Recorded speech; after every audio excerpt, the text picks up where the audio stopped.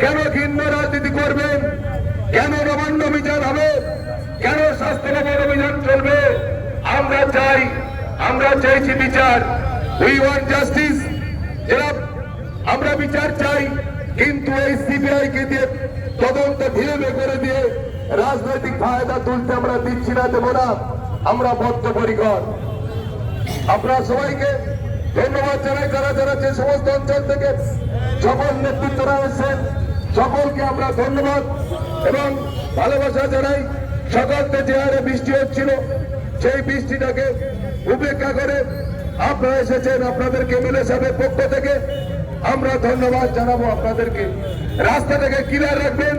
যারা রাস্তায় জাম করছেন রাস্তা ক্লিয়ার রাখবেন। রাস্তা জাম করার কাজ আমাদের নয়।